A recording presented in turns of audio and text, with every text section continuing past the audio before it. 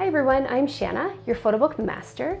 Today I'm going to walk you through how to get started creating a photo book on Pikto. Pikto.ca, which is Pikto.ca. This will be a quick guide to navigating this site and setting up your book. Not a full design, but setup. Let's get started. To get started, open up your browser and go to Pikto.ca, so Pikto.ca. If you already have an account, go ahead and log in. Otherwise, you can click on sign up in the top right corner and create your account here. I will click on sign in and sign into my account. So having an account allows you to save your projects and come back to them later to continue editing or to order. It should prompt you to sign in before saving, but I recommend setting up your account and signing in before you even begin. Once you're on the home page, you can see the menu along the top here. It's very clear as to what items they have to offer for you to personalize. So the first one on the list is photo books. If I hover over photo books and albums, it will then bring up a submenu that shows the 4 different styles of books or albums that they offer: softcover, hardcover, lay flat, and photo albums. Now, Pikto is a print shop in Toronto, Canada. They specialize in high-quality professional photo books. So take a minute to explore the options and choose the one that best fits your project.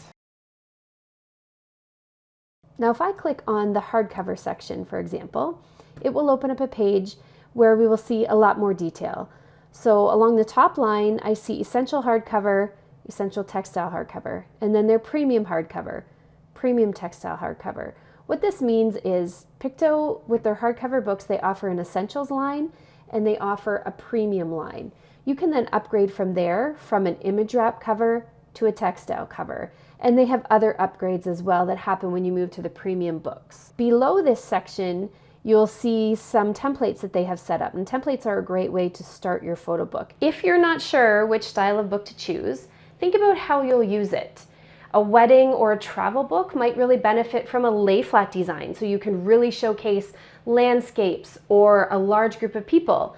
While maybe a smaller keepsake book might work great as a soft cover. Is your project super special and warrants the higher end albums that have the core color and a fancy ribbon? One pro tip to keep in mind: if you're creating a book for older people or children, the lay flat books will be much easier to handle than standard pages. Another couple factors to consider when designing your book is first the cost, and second the number of pages that you would like to include in your book. One resource I want to mention is the product info and pricing link at the bottom of the page. If we scroll all the way down to the footer, regardless of what page you're on in the Pikto site, you will see along the bottom this product info and pricing button. If you click on each of these pages, you will get a clearer understanding about what is all involved, what the options are, and what you should choose for your project. Let's click on the hardcover info and see what we find. Remember, when you create photo books online, the prices that you see initially are for the base book.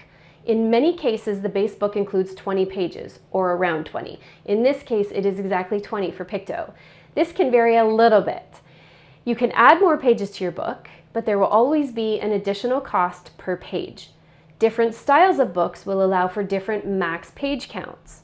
So take a look at this information before you start.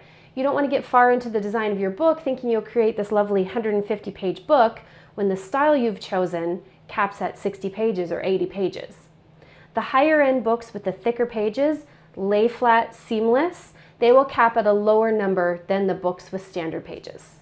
Now on this next page, you can clearly see here's their essentials line, here's their premium line, and you'll be able to clearly understand the difference between the two. Obviously, there's also a price difference. The essential line is going to be less expensive than the premium line. The premium line will offer you more options: paper styles, sizes, cover materials, whether or not you would like a logo placed on your book. If you would prefer not to have the Pikto logo on your book, then you want to go with the premium line. As we scroll down further, you will see the various book sizes that are available. We'll start here with this. These are all their square sizes: 6x6, 8x8, 10x10, 12x12. What this first line is going to tell you is the base cost, the cost of the book for 20 pages, and it says that right here. Next, you will see what an additional page costs. So if we go down here, we'll start with a 10x10, that's a very popular book size. You'll see $45 will get you a base book with 20 pages.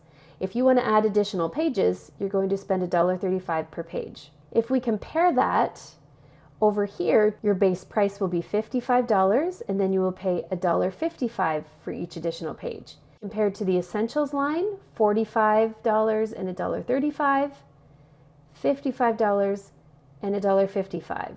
And you can see the price increase as your options also increase. Regardless of which book style you choose, if you choose the Essentials line, you are going to be thrilled with the quality of your book. Do not feel like you have to go to the premium end if it's not in your budget. Once you've decided which book you're going to create, you'll need to choose your orientation and your style. Then you can begin the design process. I'll show you where that is. Now I've decided I'm going to create a softcover book. The photo book that I have in mind is a little weekend away photo book. I don't need more than an Essentials softcover. So I'm going to click on that option and it will open the next page. On this page now, I need to make my final decisions before heading into the designer section of the site. I'm going to go down here to the drop down under orientation. I'm going to choose square, and under size, I'm going to choose 6 by 6. So square, 6 by 6, create now. Now, once I click on create now, it's going to take me into the actual designer, and this is where I will import my photos and start to put my book together. And that's it. You have navigated Pikto.ca, you chose a book style, you made your selections, and now you can start putting your book together. From here, you can explore different layouts, fonts, customizations, all the options to bring your photo book to life. If you would like more information on importing your photos into a project, check out this video here. I hope this guide helped you get started on Pikto. If you found it useful, give this video a thumbs up, subscribe for more photo books, tips, and tutorials.